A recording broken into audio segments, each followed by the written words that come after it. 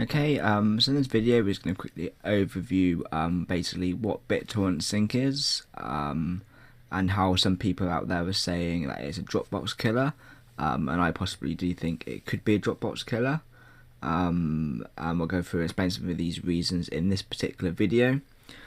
But basically, as you can see, it's a really very easy to use interface. I've started using it myself to back up a few files, moving files from one computer to another computer on my server, which we use to basically store all of our files, me and my family, and so on. And I also, my clients, for making websites, I'm going to get them introduced to it so they can basically choose folders which they want backed up, and we will take care of the backup solutions our end, storing it on our server so they know it only goes to one place, and unlike Dropbox, where it can go to multiple locations on different servers and back up in other places, but we will back up to one location, and obviously they can choose when to stop backing up and so on. And first of all, it's also quicker to keep syncing with this because you're not having to share a file. You're not having to upload it to one server and down to another. You can quickly, easily share folders between people, really quick without going to a server first. So basically, unlike Dropbox or SugarSync or other services like that, you have to basically upload it to a server first and download it back down to your shared friend's computer. So this obviously makes it a lot slower than directly chucking it into a folder on your computer and directly go to that computer first, and then it will start doing the upload to the server if you had a server that did it to it as well. And there are some drawbacks to bittorentsync. Unless you set up a server like we have done, or I have done, you won't be able to actually keep backup copies of it. If both computers, all computers died, you would lose the data because it's not being backed up to the cloud.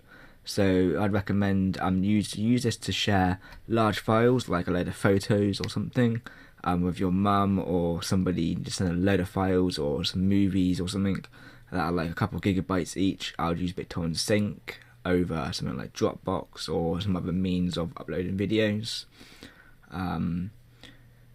Basically, so that's what I would do. But like I said, I do back up to my server as well, where I have installed bittorentsync on my server iOS, and basically it works a bit like Dropbox that way.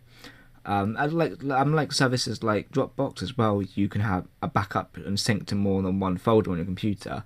So basically you can add any folder you like on your computer, or you can make new folders. And then once you want to share a particular folder, you simply press share. You can give read-only access, so that means that you can send a file to somebody, but they can't send files back to you or to your computer. You've got a QR code. You can email a link or copy. I tend to just click copy and send the link to people. And you can also put a link will expire in 3 days. So after 3 days, if it's not open, this link will no longer work. You can also set it to be used only a set amount of times. You can approve it or not yourself, or let them basically. If you send out the link, you can have to approve it.